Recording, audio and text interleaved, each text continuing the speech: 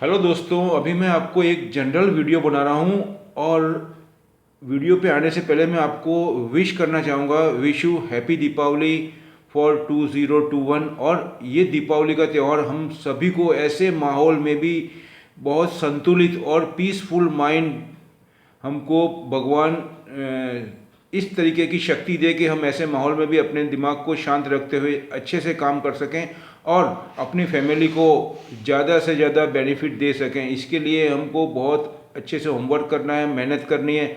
और उसके बाद में मैं आपको ये बोलना चाहूँगा, ये सब बातों के तहत मैं आपको इसलिए बोल रहा हूँ कि ये सब जो बात है वो हमको आने वाले टाइम में जो हमारा हार्डवर्क है, हमारा मेहनत है, हमारा होमवर्क है, वही हमको इस परिस्थिति में से उबार सकता है। तो उसके तहत ही मैं आपको ये बोलना चाहता हूँ कि ऐसे माहौल के अंदर जो मैं आपको रिकमेंड करता हूँ उसमें बीच बीच में आपको कुछ ऐसे डिसीजन और ऐसे कंपाइल करके कुछ वीडियो बनाता हूँ जो हमको पूरे आने वाले टाइम के अंदर सपोर्ट करे। तो उसके अंदर मैं सबको यही बोलना चाहता हूँ आपको कि ये एक जनरल वीडियो है, उसमें क्या क्या ध्यान रखना है हमको वही मैं आपको बताना चाहता हूँ आपको। तो मैं यही बोलना चाह रहा हूँ आपको। तो इसके अंदर मैं ये बोलूँगा कि ये माहौल के अंदर अभी फेड का जो डिसीजन है वो आना बाकी है बहुत शॉर्ट टाइम में। दूसरा, ओपेक की मीटिंग भी होने वाली है। सॉरी। तो ओपेक की मीटिंग के अंदर क्या हो सकता है, सॉरी, तो ओपेक में अगर कार्टेल बना हुआ है, अगर वो किसी कारण से प्रोडक्शन कम करते हैं, संभावना ऐसी बताई जा रही है, सबके ऊपर प्रेशर है। और गवर्नमेंट ने भी कल एक नोटिफिकेशन करके ये बात करी है, अभी ऑफिशियली डिक्लेयर नहीं किया है कि दीपावली की सौगात दे सकते हैं। वो कुछ टैक्सेस को कम करके पेट्रोल डीजल के भाव कम करने की बात व्यूमर्स आया है एक। It is not officially. अगर ऑफिशियली आएगा तो मैं आपको कंफर्म होगा तो मैं आपको वीडियो बना करके डिलीवर कर दूंगा।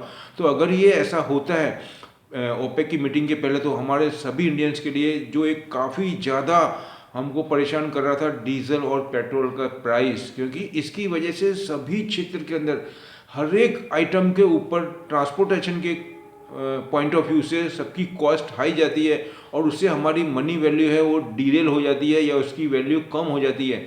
हमारी इनकम नहीं बढ़ रही है और सामने अगर एक्सपेंसेस बढ़ रहे हैं तो हमारी परचेजिंग पावर बट नेचुरल कम हो जाएगी, तो हमको और ज़्यादा प्रॉब्लम होगा। तो ये सभी इंडियंस के लिए अगर ऐसा होता है तो ये बहुत ही एक सपोर्ट का काम करेगा। अब मैं आपको आता हूँ, अभी फाइनल होगा ओपेक क्या डिसीजन लेता है वो एक मैटर खड़ा है। दूसरा, यूएसए के अंदर जो फेड है, फेडरल गवर्नमेंट, जैसे हमारा आरबीआई होता है वैसे फेडरल गवर्नमेंट है वहाँ पे, वो बैंक है फेडरल बैंक, उसके जो सीईओ है, मेन है, चेयरमैन बोल सकते हैं हम उसको, वो अपने उसका मैं बोलना चाहूँगा आपको कि जो अपने फेड के जो गवर्नर है वो जेरोमी पॉवेल, और वहाँ की जो सेक्रेटरी है वो मिस एलन, वो ऐसी बात कर रहे हैं कि इस टाइम भी अगर वो एक्सटेंशन करते हैं एसेट्स बाय एलोकेशन को, जो कर्व करने का मैटर है, जो कि पर मंथ 120 बिलियन वो अभी मार्केट में डिलीवर कर रहे हैं, मार्केट में इम्पोज कर रहे हैं, आपको में पैसा डाल रहे हैं एसेट्स बाय करके सामने से। तो ये एक मोटा मोटी बात बताऊंगा, उसकी वजह से लिक्विडिटी आती है मार्केट में और वो लिक्विडिटी पूरे विश्व में एफआईआई के थ्रू इन्वेस्टमेंट होती है, उसकी वजह से मार्केट बहुत ज़्यादा बढ़ते हैं और हमारे यहाँ पे उसका बहुत बड़ा रोल है। अगर इसमें ऐसा कोई डिसीजन आता है तो हमारे मार्केट को और विश्व के मार्केट को, पर्टिकुलरली इंडिया को, क्योंकि हमारा इंडिया अभी बहुत रैपिडली चला हुआ है, बहुत ही तेज गति से बढ़ा हुआ है विश्व में आज की तारीख में। तो ये सब बातों को देखते हुए अगर वो ऐसा डिसीजन लेंगे तो वो हमारे लिए हार्मफुल होगा।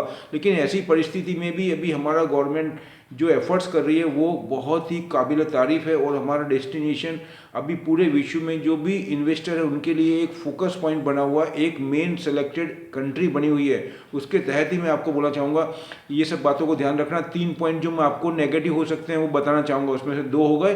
पहला हो गया आपको मैंने बताया था कि लिक्विडिटी का बराबर, उसके बाद में जो ओपेक की मीटिंग है वो। सेकंड, आपको फेड के थ्री लिक्विडिटी का मैं मैटर बताना चाहता हूँ। अगर उसमें कुछ हुआ तो ये हमारे लिए काफ़ी ज़्यादा नेगेटिव साबित हो सकता है, लेकिन फॉर द शॉर्ट टाइम रहेगा, ये ध्यान रखना। और वो अपॉर्चुनिटी भी रहेगी, अगर आप समझ सकते हैं तो अगर 4 से 6 महीने का हॉरिजॉन्टल रख सकते हैं तो आपको अच्छी कंपनी बाय करनी। मैं आपको कंपनी बहुत सी डिलीवर कर चुका हूँ, वही कंपनी बाय करनी है, कोई इशू नहीं है उसमें, अगर 6 महीने का हॉरिजॉन्टल है तो।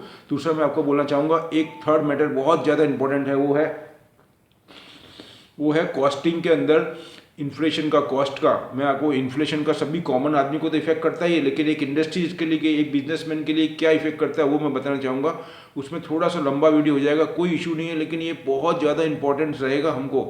ये मैं बोल रहा हूँ आपको। तो उसमें ये है कि अभी तक जो एग्जांपल दूंगा आपको कि कोई अगर हम 100 रुपये की चीज़ बनाते हैं, मैं आपको एक एग्जांपल से समझाने की कोशिश कर रहा हूँ।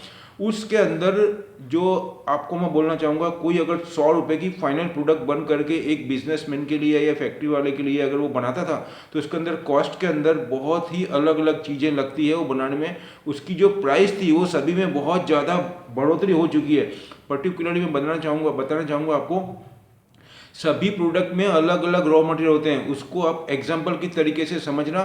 जैसे मैं आपको पावर की बात करूं, अगर पावर की बात करूं तो जो पहले मान लो कि 10 रुपये या 12 रुपये का पावर लगता था, आज वो 19 से 20 रुपये या 21 रुपये हो गया। मतलब वहाँ पे भी आपको 8 से 10 रुपये बढ़ गया। प्लस आपको ऐसे केमिकल्स या ऐसे मटेरियल लग रहे थे जैसे कि मेटल है, केमिकल है और दूसरे रॉ मटेरियल है, उसका भी कॉस्ट अगर 20 से 22 रुपये था तो वो कम से कम 25 से 28, 30, 32 तक भी हो चुका है। और मेटल के अंदर तो जो 15 रुपये का मेटल का कॉस्ट लगता था वो आज की तारीख में डबल से ज़्यादा हो गया, मतलब 30-32 रुपये तक हो गया। ऐसे कितनी ही इंडस्ट्रीज़ के सीईओ का मैंने आर्टिकल पढ़े हैं, मैंने इंटरव्यू सुना है। On that base I want to make this video my dear. तो ये सब चीज़ के अंदर कॉस्ट जो आपकी आती है वो बहुत ज़्यादा आती है। और कितने इंडस्ट्रियलिस्ट का जो स्मॉल लेवल पे है, because they are not manage, they have not a extra money to survive such type of incidents. तो उसमें उन्होंने ये बोला कि हमको ऐसी परिस्थिति में अंदर हो सकता है, अभी हम जैसे तैसे अपना जो प्लांट है वो चला रहे हैं, लेकिन अगर ऐसे ही परिस्थिति रही तो हमको हमारा जो ये प्लांट है थोड़े टाइम के लिए बंद भी करना पड़े जब तक ये सिचुएशन सॉल्व नहीं होती है। क्योंकि उनके पास में जो भी रॉ मटेरियल आता है वो बाय ट्रांसपोर्ट आता है, और डीजल और पेट्रोल की वजह से ट्रांसपोर्टर ने सभी के जो प्राइस थे ट्रांसपोर्ट के, वो ट्रक के थ्रू आता है या अदर किसी सोर्स के थ्रू आता है, उसके प्राइस बढ़ गए हैं। उसकी वजह से उनकी कॉस्ट ऑफ प्रोडक्शन भी बढ़ गई है, और उसके अंदर ट्रांसपोर्टेशन भी हो गया, फिर आपके पेट्रोल और डीजल भी हो गया, मेटल हो गया, और उसके बाद में रॉ मटेरियल हो गए। और इन सब की वजह से जो कॉस्ट पहले मान लो कि किसी सभी को मिला करके 70% के करीब आती थी, उसमें और अदर एक्सपेंसेस ऐड करके अगर उनको 10% या 8% या 7% का प्रॉफिट होता था, उसके सामने आज उनको 95 से ज़्यादा कॉस्ट पड़ रही है। कितनी कंडीशन में तो नियर टू आपको बोलना चाहूँगा 98% तक कॉस्ट आ रही है। तो ये डिफरेंस के अंदर वो बिजनेस नहीं कर सकते हैं, क्योंकि हर एक क्षेत्र के अंदर भाव बहुत ज़्यादा बढ़ चुके हैं। ये बहुत ही नेगेटिव है। तो ये बात को ध्यान में रख के ही बिजनेस में और मार्केट में एंटर करना, नहीं तो क्या होगा, हम वन वे काम करेंगे। ये लिक्विडिटी बेस्ड ड्रिवन मार्केट है अभी। तो ये सब परिस्थितियों को देखते हुए हमको ध्यान रखना है। लेकिन इसमें मैं आपको बिल्कुल डरा नहीं रहा हूँ, मैं आपको पैनिक नहीं ला रहा हूँ। उसमें भी ये बताना चाहूँगा, जो कंडीशन हमारी और जो गवर्नमेंट स्टेप ले रही है उसके अंदर अभी भी हमारे अंदर क्षमता है या कैपेबिलिटी है कि हम यहाँ से भी ग्रोथ कर सकें और उन सबको बचा सके जो कंपनी इस पोजीशन में है। ये गवर्नमेंट के ऊपर है, गवर्नमेंट ऐसा करेगी ऐसा मैं मान के चल रहा हूँ। तो मैं आपको यही बोल रहा हूँ। और एक सामान्य व्यक्ति को, जिसको मैं कॉमन व्यक्ति, उसको भी संभालने की पूरी कोशिश में लगे हुए हैं, और वो अब कुछ डिसीजन आ सकते हैं। लेकिन फिर भी ये बात को ध्यान में रखते हुए हमको बहुत होशो हवास में और बहुत ही अलर्ट होकर के काम करना है, जिससे कि हमारी रूटीन लाइफ पे कोई इम्पैक्ट नहीं आए। तो ये सब कॉस्टिंग का मैंने आपको एग्जांपल दे दिया इजीली। उसमें सबसे ज़्यादा इफेक्ट किसका आ रहा है? ट्रांसपोर्टेशन का आ रहा है। ओपेक की जो मीटिंग है उसके अंदर क्रूड ऑयल की वजह से, डीजल पेट्रोल के अंदर और मेटल के अंदर, क्योंकि मेटल बहुत रैपिडली चल चुका है। जितने भी मैंने सुना है, कम से कम 8 से 10 जो फैक्ट्री के मालिक थे उसके अंदर गुजरात के भी हैं, एमपी के भी हैं, दिल्ली के हैं, जयपुर के हैं और हैदराबाद के हैं। ऐसे मैंने 10 से 12 लोगों का इंटरव्यू सुना है जो यही बोल रहे हैं कि सबसे ज़्यादा इफेक्ट उनको ट्रांसपोर्टेशन और मेटल के अंदर, जो मेटल का काम कर रहे हैं उनको जो 15 रुपये का मेटल का कॉस्ट पड़ता था, आज वो 32 से 35 रुपये पड़ रहा है।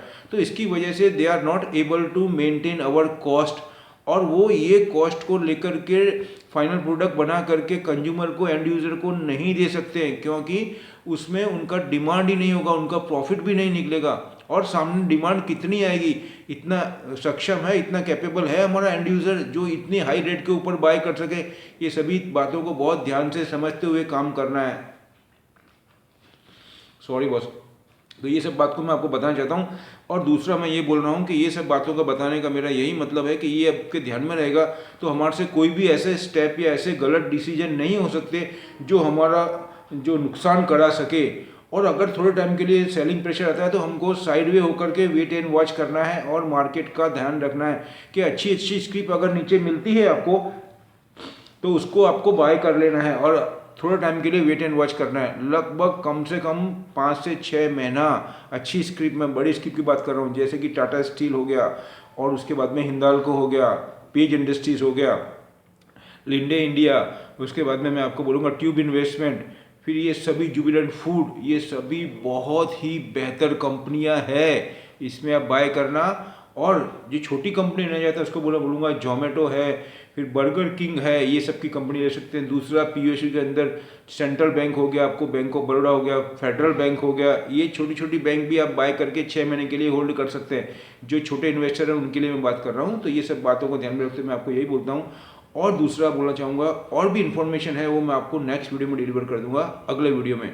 दूसरा, फिर again I repeat my word, all of you wish you happy Deepawali my dear. नमस्ते। मेरा डिस्क्लेमर कंसिडर करना, ये मेरी अपनी स्टडी है, अपना एनालाइज है, आप अपना डिसीजन अपने एक्सपर्ट के गाइडेंस लें।